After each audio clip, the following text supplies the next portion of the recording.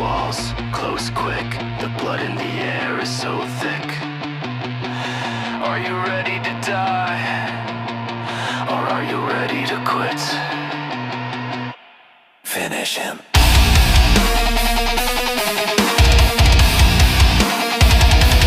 Finish him!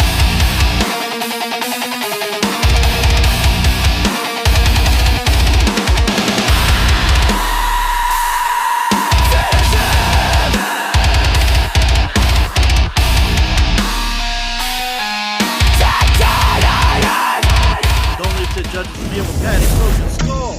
Patty!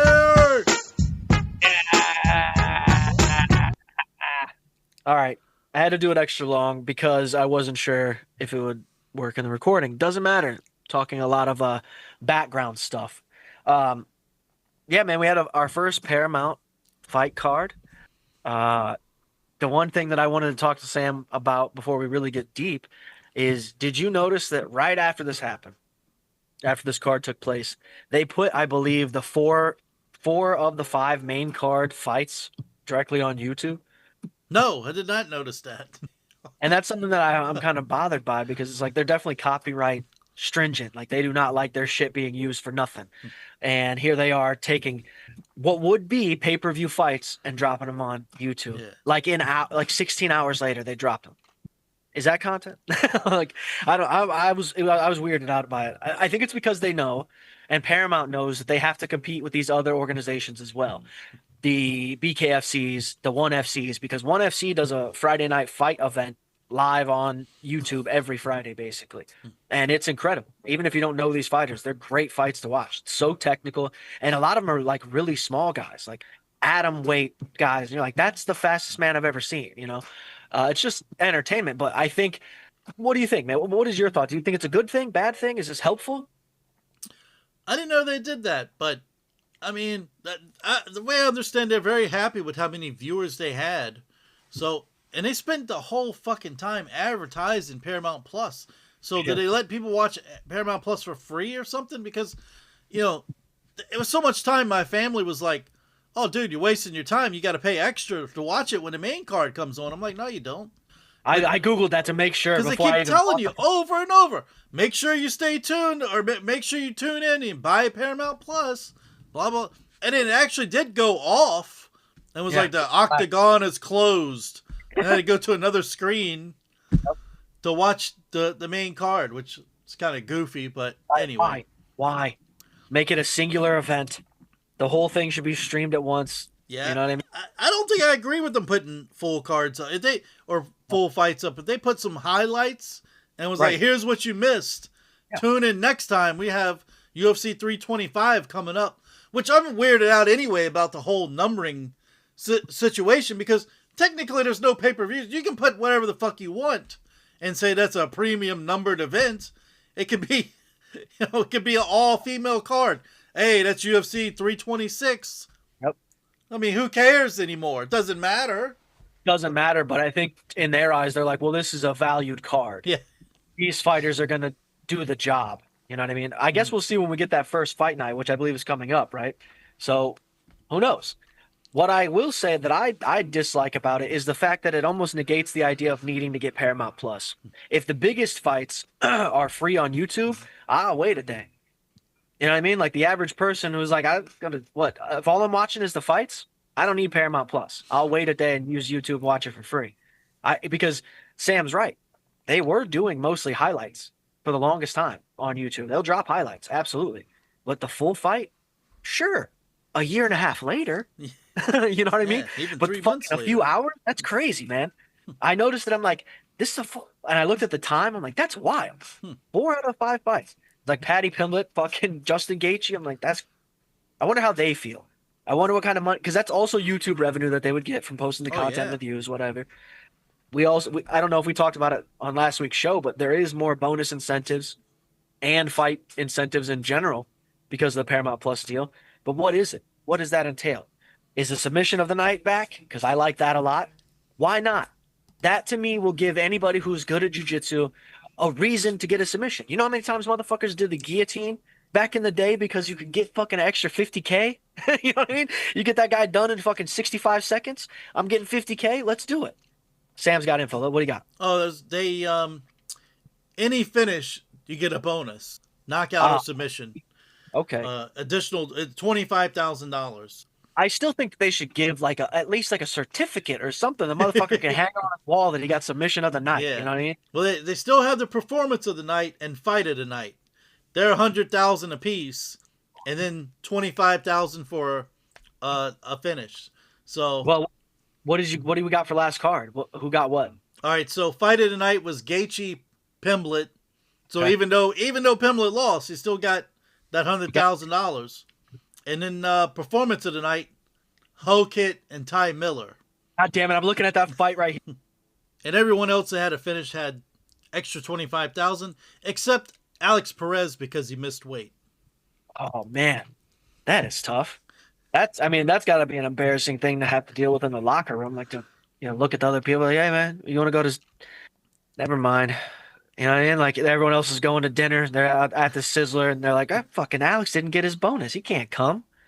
I was just saying, even if you're Charles Johnson, you'd be upset because you get a certain percentage of his purse. You know what I'm saying? God damn it! He even lost and still got some more money. I like that. I mean, again, all the shit that I can talk about Hokit because it is corny, that fake bullshit. Hey, I'm gonna fucking I'm gonna say things that I've seen other people say and pretend like I created it. It's fucking annoying. It's cringe, and it's not gonna. Sam, you and I are talking about it simply because I'm an observant asshole and that bothers me. Those type of people, and I'm gonna have to. That doesn't mean that everybody else notices it or cares, right?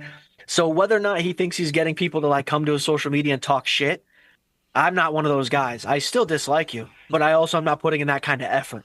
So whatever you're trying to do where you're spinning it into like more followers, it's not working on our end. You know what I mean? Either way, win your fights, but you also did fight like a 68-year-old black guy. You know what I mean? This guy did not look. I mean, Denzel Freeman sounds like somebody that played fucking defensive line for the Packers in the 80s. You know what I mean? He doesn't seem like somebody that was a fighter. And here he goes. I mean, what did he do? He like turned his back at one point or like ran away. It was just. I mean, I don't know, man. He didn't really do anything. It was a massacre, truly. It was. The Freeman only threw 8 strikes. Didn't connect on any of them. 0 strikes landed. Hokit, he landed 71 out of 97 strikes. So, I mean, that's terrible. It was a massacre. I would have never even thought it was that many strikes, but I can't believe that he missed all of his. And what's his background? They're like, oh, he's a wrestler. Okay, well, that makes sense. They come and tell us, like, actually, he's a professional boxer. He won the Golden Gloves. You're like, did he? Win. I just want to say one thing about this Hokit calling people out or whatever. Whatever he did, yeah. Calling Brittany Griner out for being a man or whatever, that just makes you look so fucking stupid because that's what I'm saying. She's not dominating the WNBA. If she was scoring like 40 points a night and dunking over these chicks, that would be one thing. I'd say, oh, damn, Brittany, maybe I'd agree with the guy, but it's not happening, dude. Have you seen her play? She's not all that great. She's good because she's tall. Right. That's a huge advantage, you know? Yokozuna was the world champion not because he was a technical, submission artist in wrestling, okay? Because he was a large fella. It looked good. He was a heel. It was scary. It's still scary. Turns out he's Hawaiian, which is bizarre. But at the end of the day, what do you do with that in the first place as the UFC? Like, do you promote this guy? Because you almost feel like it's not worth it. It almost feels like he's going to say stupid. It's like promoting Bryce Mitchell at this point. Like, get him off the mic. I did notice that they didn't really ask a lot of these fighters who they want next. Yeah, they didn't. I was looking for that. I'm like, please don't fucking. Why do we care? Don't ask. But he did call out Waldo Cortez Acosta for saying he's a deadbeat dad and all this stuff, which I have no clue. He could be a deadbeat dad for all I know. What business is it of his? What business? That has nothing to do with him being a fighter. You know what I mean? One way or the other. How's that going to help you get the fight too? You know what I mean? Like I told Sam when we heard him say this live, because this is one of the first times you and I were just talking, because we're both like, all right, for sure, we got the same link. It's got to be for us at the same moment. So we're chatting a bit about this, and that's what we talked about. Is it was a little bit ridiculous to think that he could call him out because they're not in the same locker room. You know what I mean? This is a guy who's somewhere else. He didn't show up to the building at the same time you did, guy. He didn't even take the same entrance or exit. That's a different type of status in the UFC, especially after the fight. Give me a fucking break. All right, let's just do this card. Let's run through it. What Adam Puget, Ty Miller, that was fantastic. The kid toughed it the fuck out. He got hurt early, not in the sense that he was going to lose the fight, but he got damaged, and that's always a problem. As Sam and I know, we like to look at the judges a lot. Oh, dude. Okay, little sidetrack here for anybody, just people that are UFC fans. A lot of the catalog is on Paramount, right? I told Sam I'd been watching some of these old fights. You know what they used to do, bro? They used to show pictures and names of the judges on screen. You would see, okay, that's Steve, that's Brian. These are the judges for these fights. Why'd you stop? Why? Let me find that guy's social media. Sal D'Amato, you know what I mean? Because think about it. The referees get that kind of shit. Why wouldn't the judges, man? Because sometimes you're like, that's crazy. That shouldn't have went that way at all. Anyways, Ty Miller toughed it out, came back with the damage and crushed him, and had that fight went to a decision with that damage, he might have lost just because that's how judges are. Yeah, it depends. I mean, the announcers are the same way. You'll have the announcers 1 second, it's all about the damage. It's all about damage. The next second, oh yeah, or even they'll be like, oh well, he took him down, so you know he'll won that round. The next breath, oh well, he took him down, but he didn't do anything. You got to do something, or it's almost like you lost the fight. I mean, come on. It just depends on if it's their favorite fighter or not. But Ty Miller, he took that spinning back elbow, and other than that, I mean, he pieced Fugit up. Yeah. It's funny. The first two fights both ended with 1 second left in the first round. That's wild. The chances of that happening have to be crazy. Why wasn't that on the betting line prize picks? I would have got it wrong anyways. Yeah. Well, this Freeman guy. And, you know, DC, I'm going to call you out again, DC. Just because the guy is black doesn't mean you got to root for the guy and advocate for the guy. He got his ass slaughtered in there. You said it. It was a slaughter. And DC's like, oh, why did they stop the fight? That should have been stopped. Hogan did turn around and give him the finger.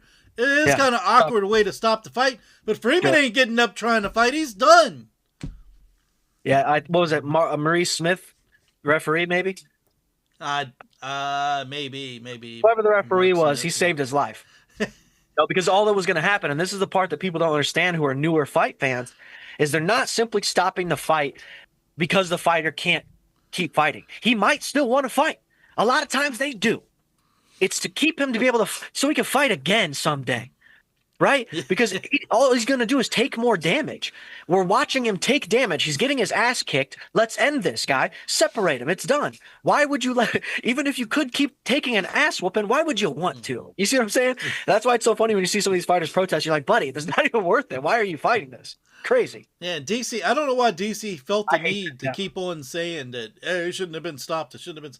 Well, and then also, what's with all these fucking interstitial fucking time wasters of Dominic Cruz in the octagon with Chris Weidman and Michael Bisping in their fucking shorts talking about this is what they got to do. Hey, man, I don't care about that. Never have. When they were doing that shit in the early days of the UFC, I don't give a fuck about Joe Rogan showing me a hold. Who gives a fuck, man? Get to the fights. This is not. And then Dominic Cruz, I gotta give this a little bit of a kick in the teeth because this could be a clip. He was recently on the fucking Tiger Belly podcast with Bobby Lee. Now I get it. Bobby Lee's an MMA fan. He likes the UFC. But of all people to pick to be on a podcast, you pick the one guy who has a worse podcast than us? Right? That guy has the personality of a fucking shoe. It's very creepy from the stuff you told me about him. He honestly, dude, it wasn't that bad of an episode. Dom was kind of roasting Bobby. He was getting after him a little bit, which I liked. But it's like, where's that personality when you're watching fights? Or are you just staring at the monitor like, yeah, no, that's a scissor 4-5. Like he's just super technical about what he's talking about in that space. Whereas in real life, Dom's not super uptight. He is very narcissistic. You can see it by the way he just acts and everything about him. But at the same time, he's one of those guys where it's like, I was rooting for him.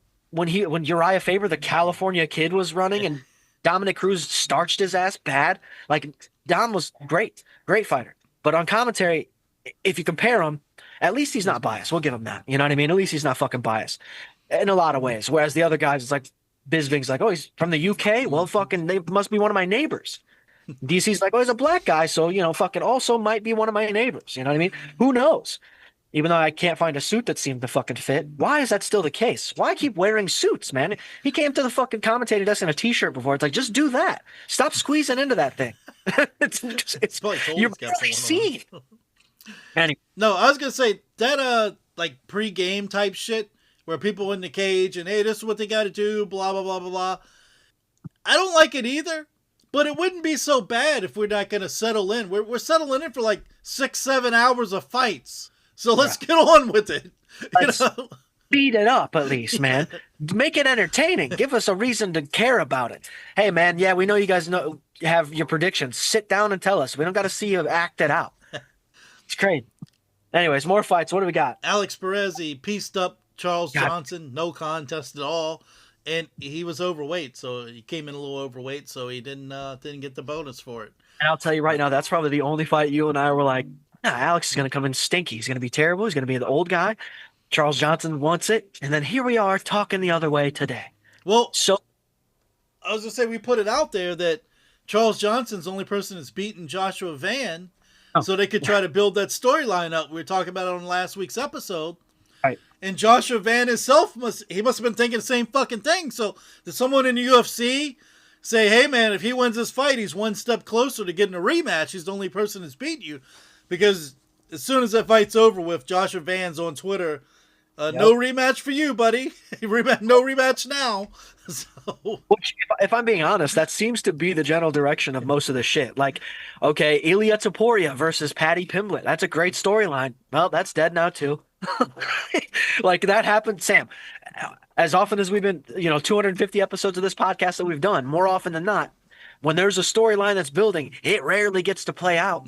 Somebody fucks it up. Tony Ferguson, Khabib, Connor for the longest fucking time. You know what I mean? Like all these storylines just they're there, and then nothing happens. DC, John Jones, 3, whatever the fucking next one that should happen. Instead, they're like, no, Stipe versus Cormier was the one.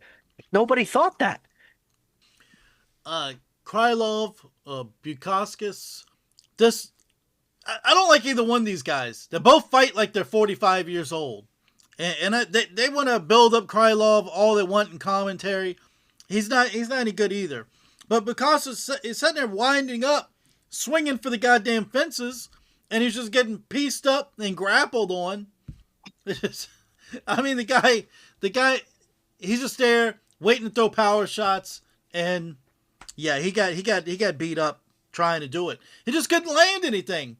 I mean, the way he was winding up, everybody saw it coming. Everybody in the arena could have ducked out of the shit he was throwing. And it was always the same hand too, because of course this is one that I bet on. I think this fuck guy's gonna get him at least 25 significant strikes, right? Fucking like, 16, you son of a bitch.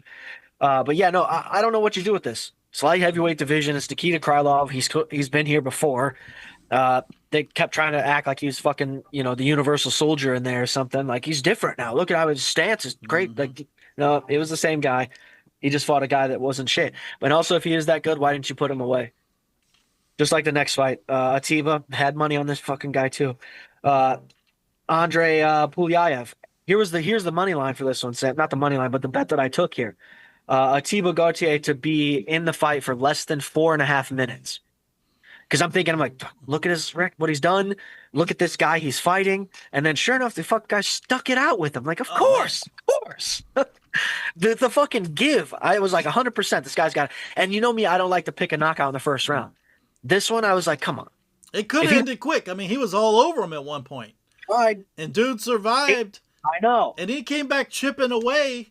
I mean, you can make an argument that, hey, I mean, he outstruck him by like double. But the thing is, really is Gautier was just chasing him around, just throwing power shots, landing some power shots on him. And they always run into a guy that's like this, that slows them down in their speed run, This is hopefully a learning experience, and he'll come in a little bit more because he looked tired second round, middle of the second round, because he exhausted himself out trying to explode. This next fight, Umar Nurmagomedov, Davison Figueiredo. Figueiredo needs to hang it up, man. He is nowhere near the same fighter he used to be, and he just got out grappled, struck on the ground. I mean, he didn't land hardly anything either. Yeah, he's I don't know. I thought that this was going to be a little bit more competitive. truthfully, but at the end of the day, you're not lying. Yeah. He did his thing, man. You're essentially making what could have been an immaculate career end into like a lot of them do that though. God damn it. What am I even saying? So many of these fuckers do that. Except Khabib's like realistically the only one that went out fucking great. No defeat. He hasn't came back to tarnish the fucking record he did have, the greatness he has shown. So there's arguments. There's greatest of all time's got to be Khabib. Just record alone, who he fought, who he beat, how he beat them. It's not John Jones. He's been defeated. You know what I mean? I'm just stirring up more shit for a clip, Sam. There you go. Arnold Allen, Gene Silva. Now, I'm going to tell you, Gene Silva, even though he lost his fight, this is the way I think. Won this fight. Huh? He won. I'm sorry. I meant Arnold Allen lost the fight. I Damn, want to say. What is that? What do they call that? That's Siegfried or whatever, that fucking weird shit that where you're talking, you're saying things that. Yeah, I'm sorry. I'm extremely tired. I've been shoveling a lot of ice and snow, mostly ice. Anyway, Arnold Allen, even though he lost, I just thought the way he fought John Silva's the way you got to fight him. He had lots of movement. He was in and out. He just got caught a bunch of times. I mean, this Silva's nothing to fucking play with. Look, man, you were saying Jean Silva lost because that's what really should have happened. Arnold Allen beat him. Arnold Allen beat him almost everywhere. There was no part where I saw Jean even really being offensive until like the third round where he was getting weird. You know what I mean? Then he stands on him. I know I thought that was so stupid. This was one of the few decisions where I was very, very confused. I was like, I'm positive Arnold had hit him more often. I don't know what the fuck I saw that the judges did, and then you even said it like accidentally that lost. Well, I feel like that on the next fight. The next fight is how I feel. I thought Rose won round 1 and 2 of that fight. It wasn't much action, which I hate. It didn't seem like much action at all happening, but I don't know. I thought Rose did fine in there, but yeah, I was like, damn. You're probably right. For me, Jean and Arnold Allen was just so noticeable to me. I was positive Arnold was getting his hand raised. I even thought that Jean looked like he knew he was losing. Like standing there, knew his arm wasn't going to get raised. You know what I mean? Like in defeat. And then he wins. I'm like, what the fuck? I thought it was a gift to Arnold. I thought he was handing it to him. I was waiting for Jean to get off. You know what I mean? Anyways, Derek Lewis, Waldo Acosta, Cortez Acosta. Fucking doesn't matter. Waldo. Who else is Waldo that's ever fought ever? No, nobody. There's probably been no Waldo that's ever went to war. Waldos don't go to war. But anyways, this fucking cat, here's what pissed me off is Joe Rogan is supposed to be this fucking great commentator. He's sitting there right next to the goddamn cage, and he's like, he slipped. Yeah. He slipped. He slipped. I'm like, yeah, dumbass. You know what happens when your chin gets checked? Your legs go out. You know what happens when your legs go out? You slip. So he said it like 5 times, even after he watched the punch in replay. He goes, well, he slipped. You're Joe, give it up. He got cracked is what happened. And he got cracked with something so light, so perfect is what it was. That punch from Cortez caught him so clean that Derek was just like, hold on a second. And he even tried to put his hand down on the ground to keep himself up. And then he went back on his back. That's where you fucked up.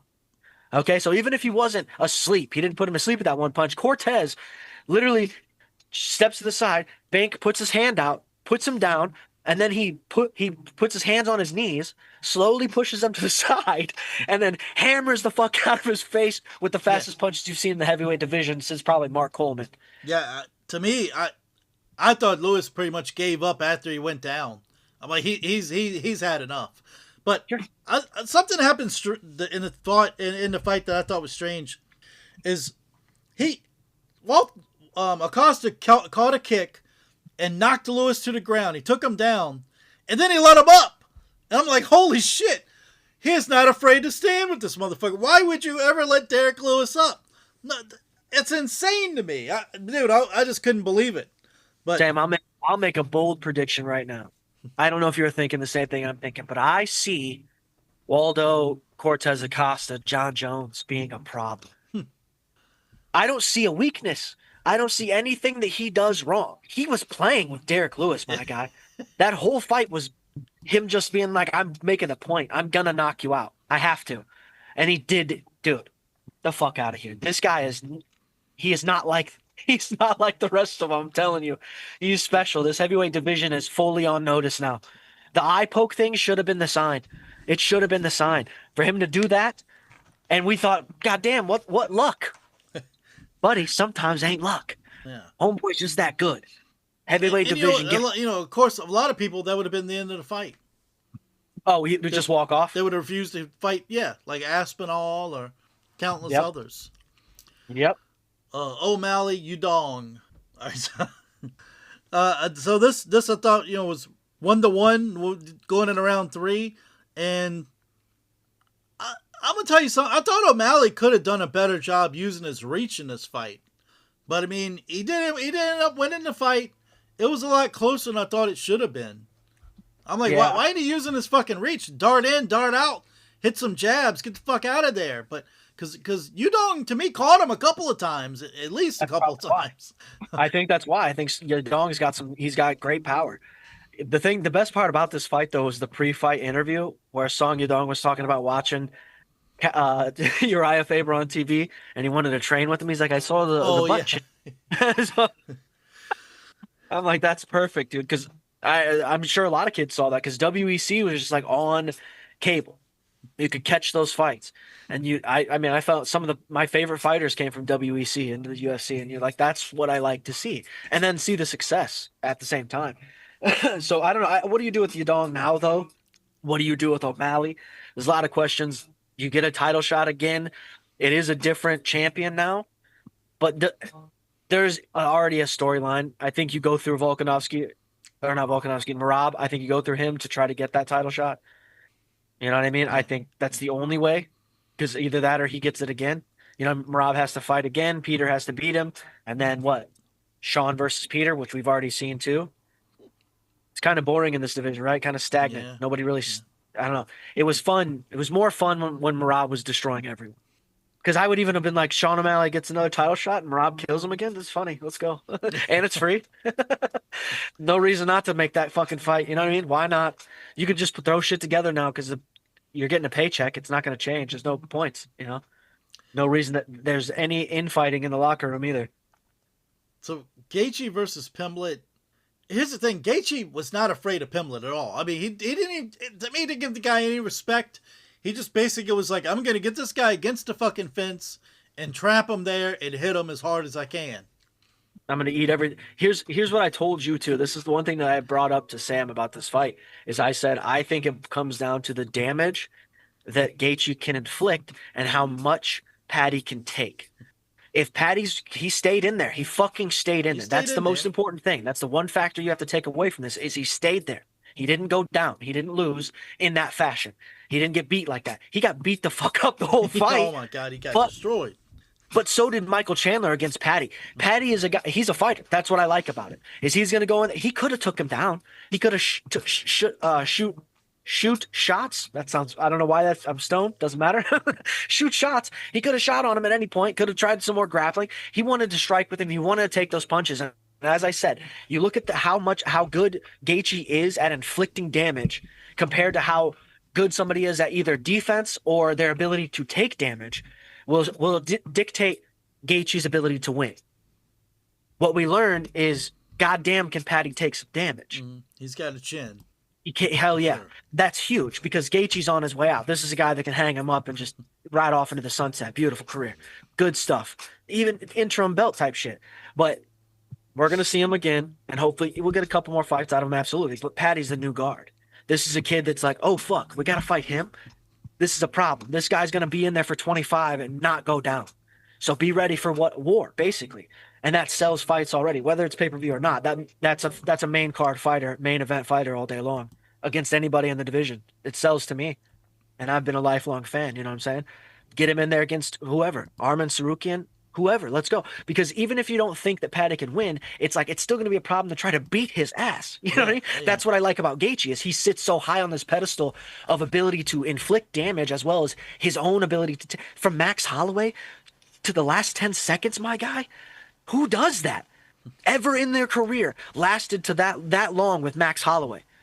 even to that last second, Gaethje's like, "This is all I can take, you son of a bitch." 24 minutes and 50 seconds. I'm done, bro, my guy. That's it. Like that's what I got. You've hit me what 4,000 times or something? I don't know. Every time I open my eyes, I'm getting hit with it's wild. But that's what, I think we're gonna have a lot of in this era of the UFC because of the incentives themselves, is people are going to be that much more willing to say, I could come in here and get one knockout. I could come in and get one knockout, and then right off, that's the end of my contract. Goodbye. I'm just done fighting. I don't have brain damage. I got 100 grand. You know what I'm saying? There's guys that could do that, and we've seen, that Cedric Dumas, guys like that have had opportunities. It's like if he would have came in and lit somebody up even once, and then lost every fight after that, got a fight bonus and walked up, he's great. You know what I'm saying? That's good. That's way better money than 50. You know what I'm saying? And everybody's got the opportunity now, not like just the main event or whatever. I do like that there's a big incentive to get a finish now. So if you think you're up 2 rounds, let's say you've been beating somebody's ass for 2 rounds, round 3 you're not just coasting around. You want that extra 25,000. Right. So. Absolutely. All right. So what's next is UFC 325 in Australia. Takes place Saturday the 31st. And the first 4 fights, I'm really going to fuck the names all up because what they are the UFC Shanghai Season 4, Road to the UFC Shanghai Season 4 tournament.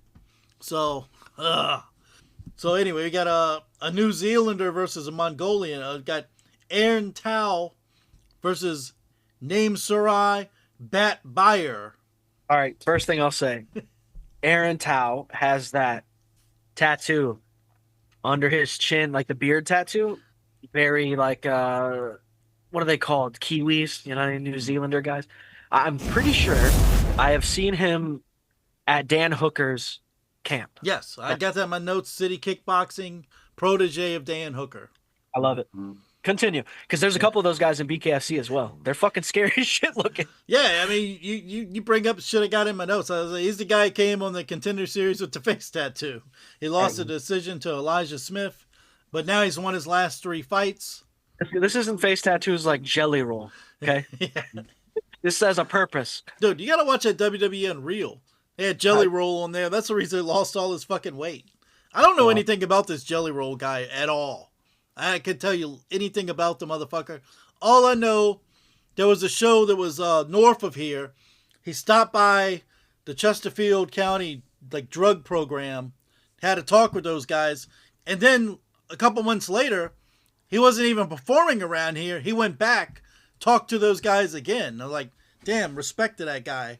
Yeah, he's a good dude. That's what we can give him. Like, even if you don't give a fuck about the music or whatever, he's just a good. He's got real intentions. You watch a WWE Unreal, you'll see how big of a damn wrestling fan he is. That's why he lost all his fucking weight. So he's now on that. He's on the new iteration of Star Search on Netflix. Motherfuckers everywhere.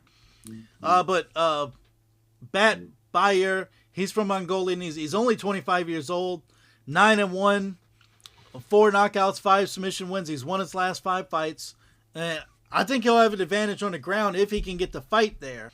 He's got 3 rear naked choke and 2 guillotine choke wins. So can take this Aaron Tao guy down. He should have some success. I look forward to it just because they're flyweights. That's huge. We need that. All right, next fight. Sulong Grungbo. Lawrence Louis. I don't fucking know. A bantamweight final. Sulong is only 20. He's from China. 10-3, 6 KO wins. He started his MMA career. He's lost 3 out of his first 4 fights. But he hasn't lost since. He's won his last 9. But I looked up these guys' records. They all had shitty records. Lawrence, he's 29. He's also from China. 7-1, 4 KO wins. He's won his last four fights. His only loss was a split decision to a guy that's 10-2. I mean, he's just faced much better opponents. So I'd give him the advantage because of that. The first thing that I thought of when you said that guy's name was, you remember when you get yelled at by your mom or your dad and they'd say your full name, first, middle, and last? That's what he has to deal with just his first name. That's a mouthful to get that motherfucker to stop fucking, opening and closing the window or whatever the fuck. Dinner's ready, Song Gong Grogbo. God I damn it! There's too know. many Super Bowls, bro. Golly, man. So the next fighters, the featherweight finals, you got Kichiro Nakamura. If I'm saying it right, I don't have a clue. No, it's a struggle. Sebastian Cizale. I don't know. Nakamura, he's 37 years old. Well, actually, he's 37 on ESPN's website, 27 on SureDog's website. How old is this motherfucker? I don't know. I tend to believe SureDog over ESPN. I want to say this too, real quick, about the song Solongrongbo. I'm not trying to say it incorrectly, but here's what they'll do, Sam, is because they have such a crazy name, they're going to be fantastic and force us to have to learn the name properly. And I still won't know the names because Yeah, it's still hard DC's every going to time. say them one way, I Bisping's know. going to say it another way. Ugh. So, but anyway, Nakamura, 7-1, 6 KO wins. He's going to have a 4-inch height and reach advantage. His only loss was his first ever MMA fight. He's won his last 7 fights. Cizale, he's from Australia. He's 10-1. He's got 7 decision wins, man. It's won his last 9 fights. What's their dominant thing? And here you are telling me this guy's got a bunch of decisions. Yeah, 2 KO, 1 sub, 7 decisions. I mean, but most of his fights, here's why their decision, they were in eternal MMA against guys with really good records. I mean, they were good dudes. So, I don't know, it's a crapshoot, man. All right, the next fight, you got the lightweight finals. You got Songwoo Kim, whose nickname is Frogman from South Korea, versus Dom Marfan. All I right. mean, 3. Wait. Why is each name only 3 letters? I don't know. I hate this shit. But my first name's 3 letters, so it's good. What's good about having your name 3 letters is when they'll show my age. Back in the day when you beat the arcade game, everybody's got all their fucking initials. You just got your name in there. See, PAT, my guy. You know what I'm talking about? I get it. I wanted a short name when I was a kid. Like, call me DJ. You know what I mean? Just get me the fuck out of here. Kim's 13-3, 5 KO, 4 sub wins. He's won his last 4 fights. His last loss was on UFC Road to Singapore Season 2, where he lost a split. He lost a decision against Zhu Rong. All right, Fan. He's from Australia. He's 8-2, 1 KO, 3 sub wins. See, he's got a lot of decision wins too. These guys fight over in Australia. They got really good fighters over there. But he's only 25. Both of his losses were by rear naked choke, and both were against that guy that's on the card coming up, Quaylen Salkid. So Saul killed. So dude, that guy just has his number. Kim should have no problem getting him to the ground. Yeah, we need a frogman.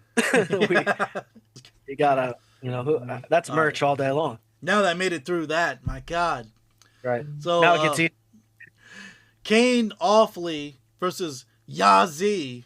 Offley from Australia, 12-4, 2 KO, 6 sub wins. He came into the UFC, he was knocked out in his UFC debut, but that turned out to be Moran Santos, who's really good.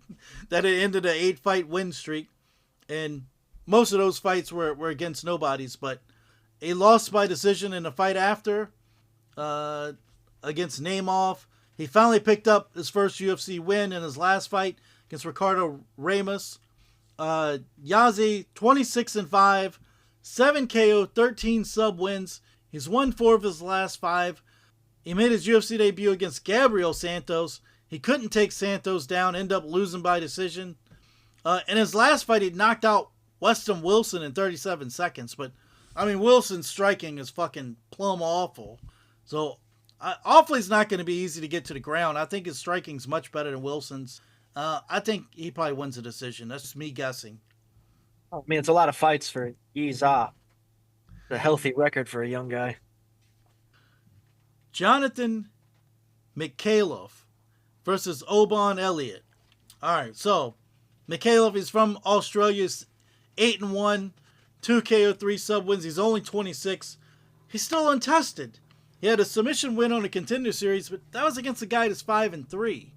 And that was October 2024. His last fight, it was a decision win, but it was over Kevin Juiced. And That was almost a year ago. That was in February last year. And Juiced, he's lost his last 3 fights. I mean, hell, Juiced, did you know this? He went to PFL, got knocked out in the first round. Anyway, Elliott, he's 12-3. Can I ask you real quick? Do you remember last week when you were talking about Atiba Gauthier and you were saying there's that other Cameroon fighter? Yes. Wasn't that Al Hassan? You know who I was thinking of? The guy that's like Cheetah, knowing Chuck Wee or some crazy shit. Oh, not to be confused with Kennedy. That's he's from Cameroon too. He's got the brother in PFL or whatever, right? Yeah, it's fucking goddamn. I thought Al Hassan, whatever the fuck. He's the big guy. Cheaty's he's the leg kick guy. The spinning, whatever. Either way, Cameroon fighters fucking built like big shit house. They're a bit, yeah. Obon Elliott, 12-3, 3 KO, 3 sub wins. He's been knocked out twice. He lost by decision in his last fight against a Korean guy. I don't want to say. That stopped the 8-fight win streak. So, I don't know, man. This will be a tough one. What do you think here? I think maybe Elliott by decision. Well, that's what I'm wondering is where are they? Because obviously it seems like Oban's been around a little bit longer. He might be on his second contract with UFC now, like his next 3 fights or some shit. But where is he in that contract? You said he's had how many fights in UFC? I would imagine probably somewhere around 5, right? Give or take. At least 4. That's something, sure. So this is his last fight on his contract. Either one of these guys. Basically, I think the UFC is saying, which guy do we keep? Which guy gets renewed? Which guy's going to actually do something in this division? I think Oban definitely has my favor. I think UFC, they just got these fucking Australian guys. They just call whenever they go over there. They don't give a fuck about them. Just, One fight contracts. You live over there. We don't have to pay for your fucking travel. All right. So the next fight, Jacob Malkoon versus Therese Finney. Malkoon, he's Australian, 8-3, 3 KO wins. We rarely see this guy. He's fought 3 times in the last 4 years. His last fight, he beat up on Andrei Petrovsky. In the second round, he kicked him in the body. Petrovsky couldn't get a takedown. It shocked me because this guy hadn't been that good. So, the fight before that, he got taken down by Cody Brundage, but he did get right back up and then ended up getting disqualified with the elbow to the back of the head. The reason I brought up this takedown shit is because Therese Finney, that's all he knows how to do. Grab the fuck a hold of you, drag you to the ground. He doesn't know what to do when he gets you to the ground. So you just end up getting back up. He does it over and over again. And yeah, I mean, that's... is Malkoon going to be the guy that stops him from taking him down and just fucking jabs the shit out? Somebody needs to jab the shit out of this guy so he's not all over you. So... is Malkoon going to be the guy that stands up and doesn't let Kenny wrap his arms around him? I don't think so.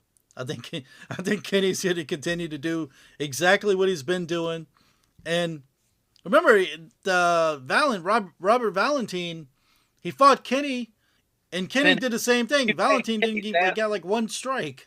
And everybody bitched, Finney just showed he's not a fighter. Well, anyway. Well, the thing is what you want to see is growth. It's like, okay, we know that you're good at this thing. Can you do the other thing? If you can't do the other thing, how can we push you to... It's like, we had Mark Coleman. Okay, he was a fine wrestler. He ended up being a champion because nobody could stop that thing. But then that thing had to translate into something else and had to grow with the sport, like turning into Dan Henderson, where the guy can maul you, but he's also got nasty punches. And then it has to evolve into Khabib, where it's like, now you don't get you're suffocated. You want to get up so badly, and you can't because even your submissions are negated. There's nothing you can do. Does Therese have the ability to grow? Is the question. Because if he looks like he's got power, use it. There's certainly no speed there, and the punches at least. I remember the first time he was in a Contender Series, and he took the poor guy down nonstop. Yeah. And Dana White's like, yeah, I'm not signing you. And then they brought him back like, all right, you can show us what you can do now. Yeah. And then he took that guy down nonstop. Again, and he went ahead and signed him. And that's all he's done since. So anyway. I mean, in all fairness to him, it might be boring to watch, but so far no one stopped it. Yeah, it works. Has stopped it. So if it's Denzel Freeman, that'd be another thing. Guy was on his back foot the whole fight. Cam Ralston versus Cody Brundage. I don't think any of these guys should even be in the UFC. Ralston is Australian, 13-3, 6 KO, 6 sub wins. He's going to have a 3-inch height, a 6-inch reach advantage. He came on the Contender Series, and he was one of the guys that Therese Finney held down all night. It's funny, I didn't even realize that. All right. So, now he's won 5 straight fights. Brundage, 11-7, 1-1. He's 3-5, 1-1 in his last 10 fights. He's moving down to middleweight for this fight. And I don't have any faith in this guy, his fights even going to finishes. Nut shot, eye poke. It seems like something goofy happens on every fucking fight of his. So Brundage is probably going to try to get this to the ground. And did Ralston win anything from his Therese Finney fight? Will he be able to keep this standing? Get a knockout win or decision? Or is this... I don't know. Maybe Brundage probably puts him to the ground and just leaves him on the ground. No, I think you're absolutely right about it ending in some weird fashion. It seems like every time we see the guy, something fucking strange is going on. I mean, it's a way for people to remember you. You know, like I said last time we saw Brundage, it's like we know who he is because of that shit. I know. You know, I see him and I'm like, oh, not again. Shit. Oh, he guards the back of his head. Yeah. Junior Tafa, Billy Elikana. So Junior Tafa is 6-4. He's from New Zealand. This guy's lost 3 of his last 4 fights. I mean, he's only 2-4 in the UFC. And he's got one skill. We talked about Therese Finney. This guy's the opposite. He's a boxer. He's a straight up boxer. Elikana, 9-2. 3 knockout, 2 submission wins. The fact that he has any takedown skills whatsoever doesn't bode well for Tafa, because Tafa can fight against anybody, but he can't defend a takedown for shit. So this guy, he fought Oban Aslan and won by decision. He kept the fight standing, but in his last fight, he did take down Kevin Christensen and subbed him in the first round. I think if he's smart, he goes after Tafa, takes him straight down, because Tafa can't prevent a takedown from nothing. Yeah, I think we underestimated Elikana first couple of times we've seen him, and I think this is one of them where it's like you can easily root for Elikana here. You just got to go in there and be smarter, be the smarter fighter. Don't get into a firefight. You know, let Tafa, if anything, let him wear himself out while you keep range. You know what I mean? Let him whiff. I was going over that and I'm thinking, did I even say Junior Tafa? Did I say Justin Tafa? Because it don't matter. You never know which one's even going to fight. So Quinlan Soul Killed versus Jamie Malarkey. I'm probably saying it wrong. No, you're fine. Soul Killed, 10-1. You got 2 Australian fighters. Soul Killed's been on a roll lately. His only time he's ever lost was his first MMA fight. He knocked out Anshin Jubilee in 19 seconds in his UFC debut. In his last fight, he had a first round, a head kick knockout win over a Nazarat. And I think this is a setup fight for him. Malarkey is 18-8. The man's been knocked out 6 times. He was knocked out in 3 of his last 5 fights. I think Sulky destroys him easily. Yeah. I think this is a showcase fight. I think this is someone was in Quillen's ear talking about, see what else you can do. Let's see what else you can do at Jamie Malarkey's expense. Go get another $100,000 real quick. And this will be his first for sure. But yeah, this is a lightweight, man. This is one of those, the very few out of the newer lightweights, the younger lightweights, the up and coming lightweights that I could see making a run at the guys that are currently at the top. I could see Quillen versus Justin Gaethje. I could see Quillen versus Paddy Pimblett, and it'd be a tough ass fight because Quillen, that head kick wasn't spontaneous. You know what I mean? He was waiting for it. He was timing it. He set it up and everything. It was so fucking perfect. I'm pretty sure Hawkprass still doesn't want to talk about it. You know, it still hurts when he bends a certain way. That dude is fucked up. But yeah, Jamie Malarkey should have already been out of the UFC. I don't know how this happened. 1 fight contract type of situation, but Quillen definitely doesn't need to be fighting this low on the card or in the division, excuse me. After that finish of Hawkprass, because Hawkprass for a moment had a little bit of a run. Yeah. Like, oh yeah. And then Quillen comes in and is fucking It was ugly. I don't even like thinking about it. That looks so bad. So bad. So much power, bro. That's like if Brock Lesnar kicked you in the head and you didn't put your hands up. You know what I mean? That guy, there's no way Brock Lesnar's leg can get that high. I don't believe it. But yeah, next, what we got two big boys. Yeah. Talis Teixeira, who is a 6'8" monster, versus Tai Tuivasa, who drinks out of a shoe. He doesn't have to be big at all. That's just monster behavior. Clip it. So Tiavasa, he hasn't won a fight in almost 3 years. I know. He's lost his last 5 fights. He was finished in 4 of them. And I don't know if this is true. I heard something about the guy not that long ago was like 350 pounds or something. So I think he took his UFC money and just probably bought a bunch of beer and just fucking went to town. I don't know, pizza, beer, drinking out of shoes, boots, anything. Wait, what are they in Australia? It's not spam. That's Hawaiians. I mean, they're not different. Spam and pineapple. Here's what I know, though. I think Hokit destroys either one of these guys, Sam. Damn, really? Isn't that weird? I truly do. Because Tuivasa had his moment. This heavyweight division is so fucking ugly, dude. It is. I think the way that Wide open. Hokit's fight IQ at heavyweight, he knows what he's doing at this point. That I don't think a 6'8" guy is going to be a problem. He would just take him down. You know what I mean? We have something special if he would just shut the fuck up. Just stop talking. Was it this Teixeira guy? So I know they were really high on him when he came in, and he come on the UFC, and he got clipped a couple times, and he kind of stood there, had a couple knees. Yeah. He won the fight.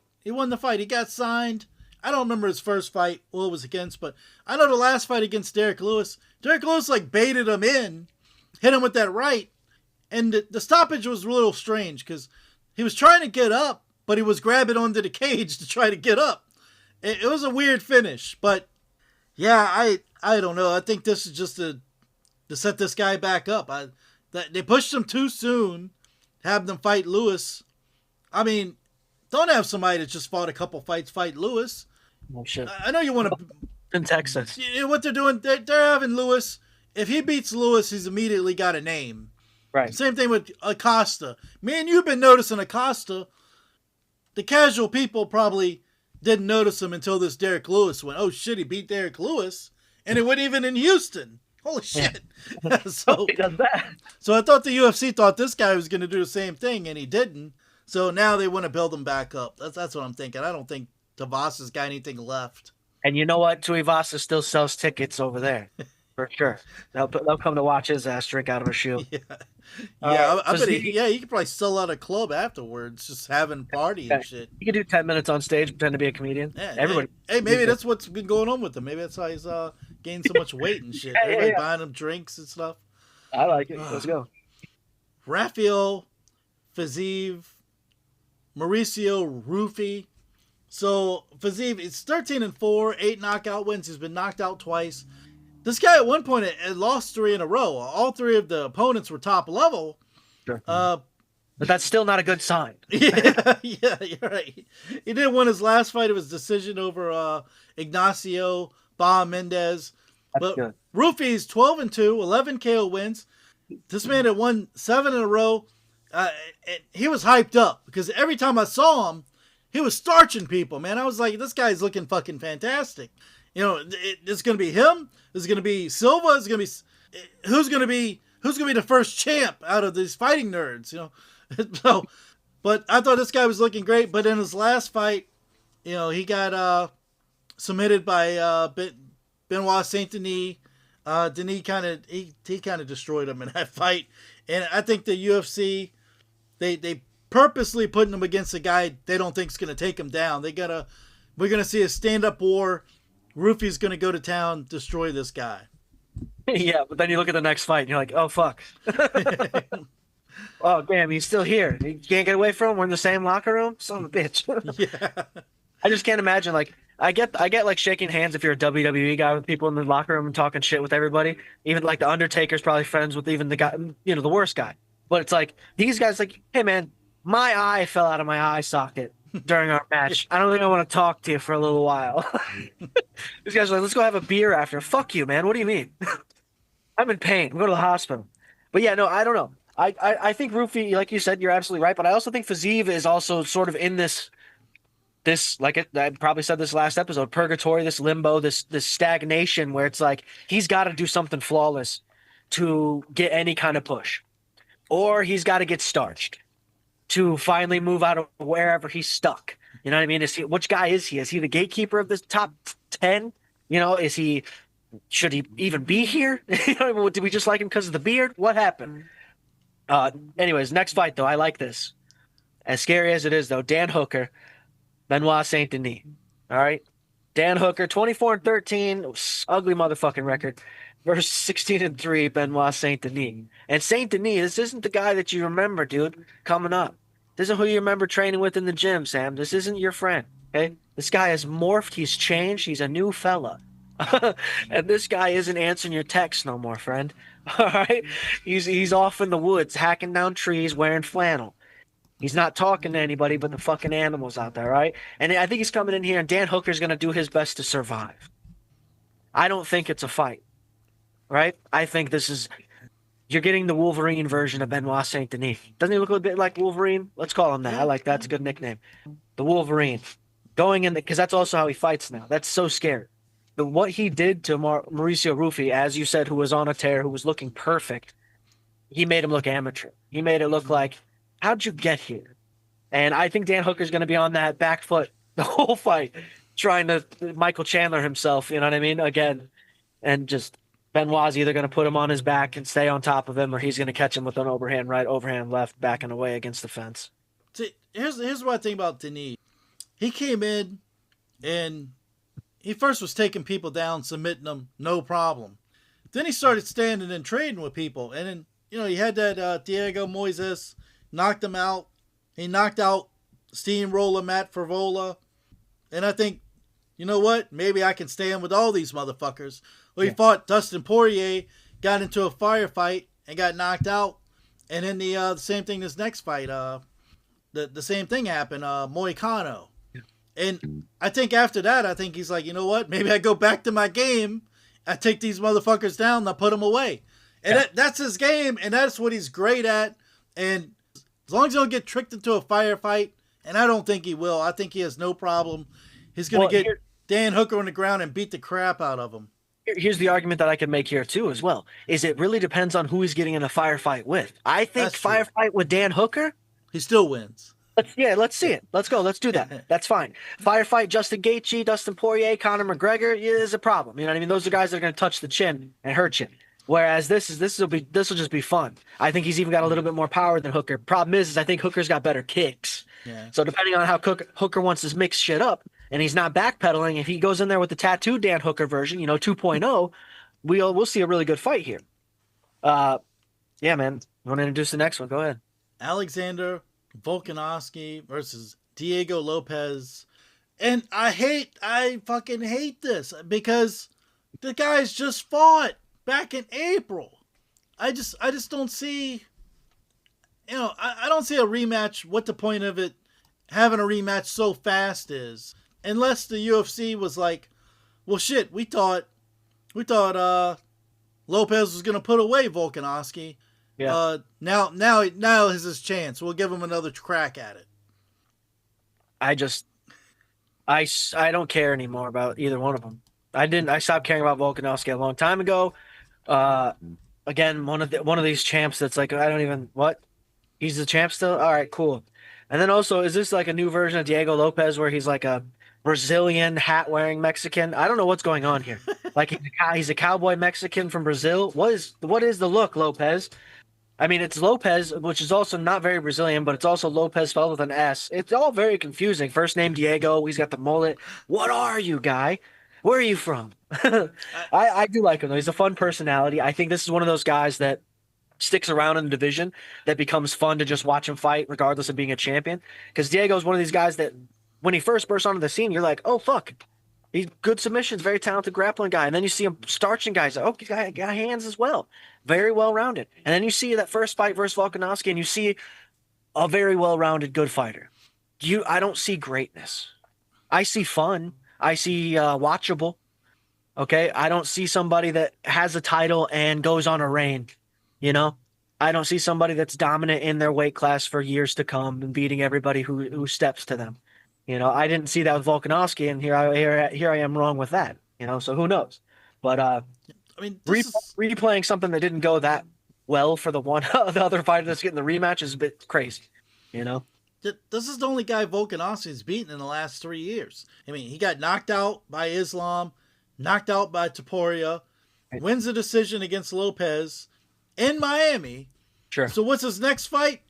He'll fight Lopez again, but this time in Australia. Yeah. I just don't see the fucking point in it. I really don't. Well, it's realistically the only way that they can sell tickets, man. They ain't got nobody else. You know what I mean? And that's why people think he's popular, because he's popular there. Yeah.